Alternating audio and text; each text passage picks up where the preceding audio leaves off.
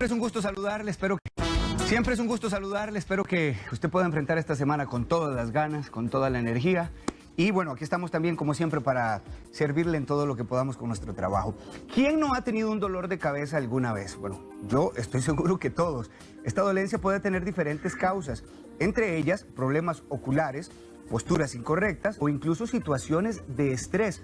Pero ¿cómo saber, y ojo con esto, cuando se trata de un dolor de cabeza que es simple y cuando se trata de un dolor de cabeza que es más grave? Hoy el especialista en medicina del dolor, Alexander Lin, nos acompaña para hablar sobre las crisis de dolor de cabeza.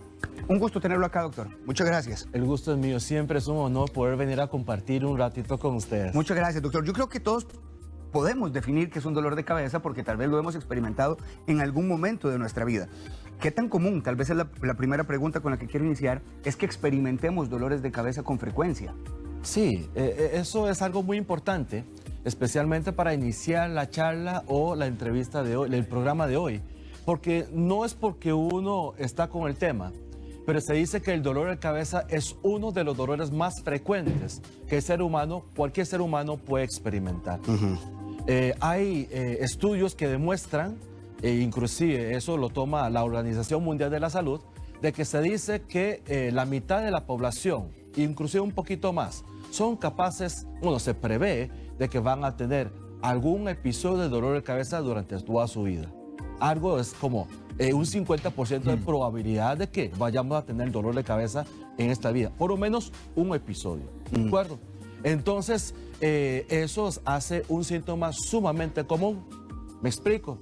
Entonces, y la importancia de hablar el tema de hoy, lo bonito de hablar del tema de hoy, es que yo siento que vamos a poder compartir un tema muy útil, muy frecuente, y no es lo mismo estar manejando de noche sin luz y con los vidrios empañados que con un poco de información, que cuando le pasa a uno, sabe cómo manejar. De hecho, esa es la tarea que tenemos hoy usted y yo, doctor. Bueno, sobre todo usted.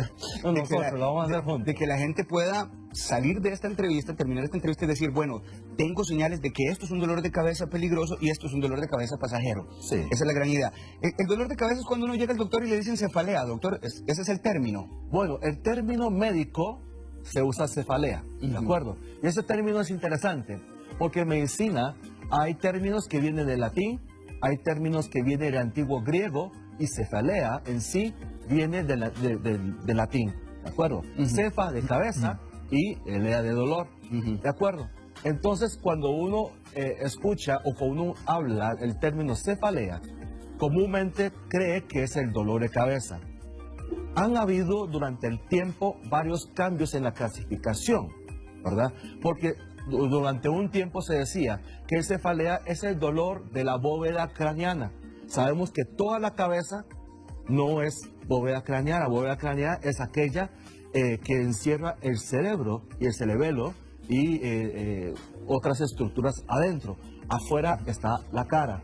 Sin embargo, en las clasificaciones más modernas volvieron a incluir, ¿verdad?, partes que no son solamente de la bóveda craneana, sino también de la cara, de la mandíbula, ¿verdad?, de los oídos, dentro, inclusive un poquito de la parte cervical, dentro de esa gran clasificación de cefalea. Doctor, a ver, quiero saber si existen diferentes tipos de cefalea, ahora con esta explicación que usted nos está dando, porque hay personas que describen dolor de cabeza en un lado, en un sector nada más, otras personas que describen dolor en toda la cabeza. ¿Existen diferentes tipos?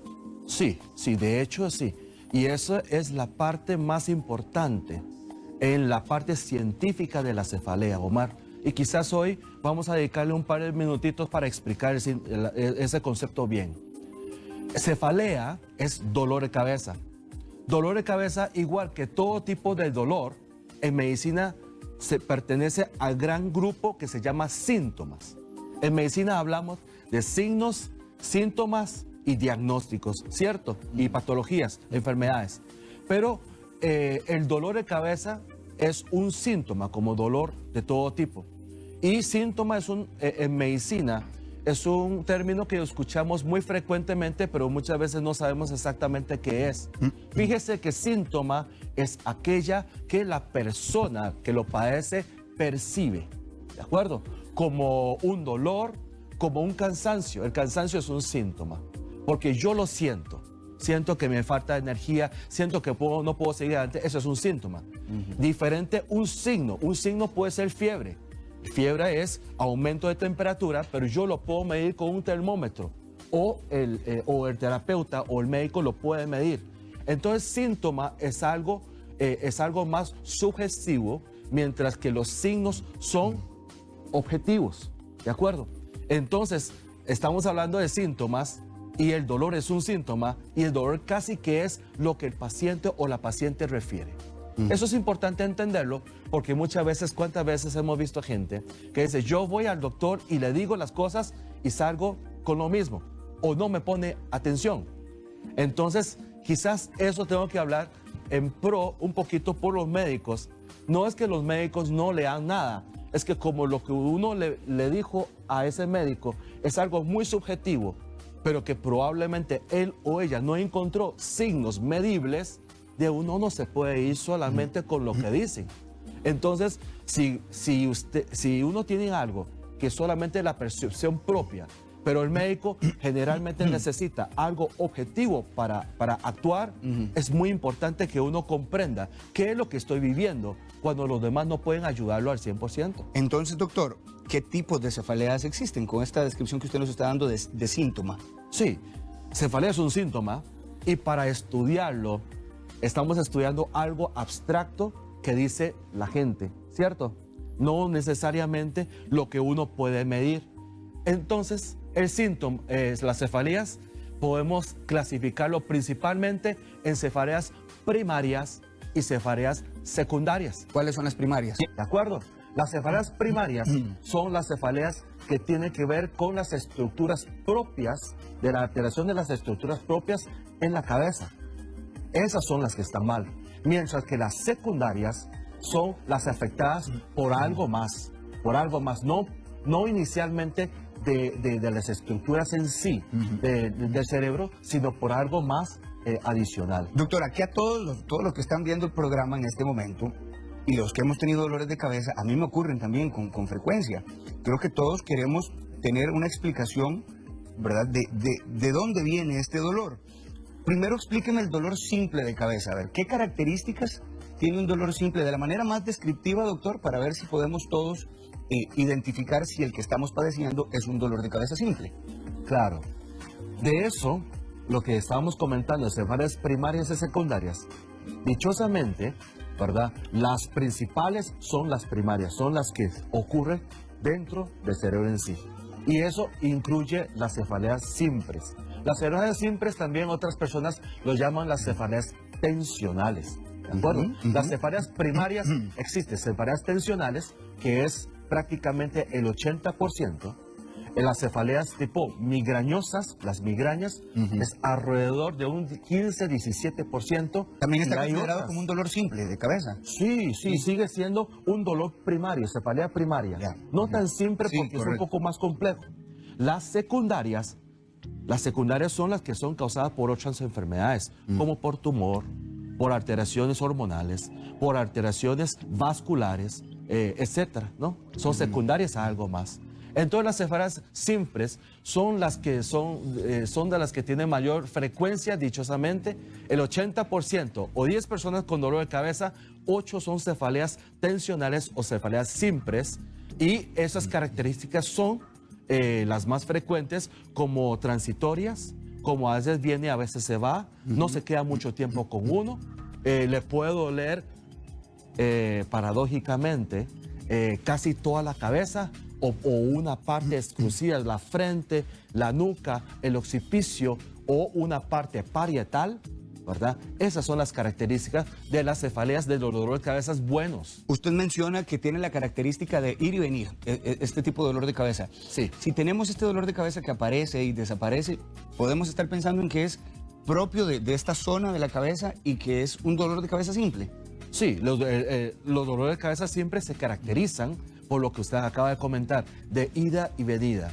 Y generalmente son generalizadas o son bilaterales, ambos lados. Al contraste de lo que puede pensar la gente. La gente cree que si me agarran más áreas es peor.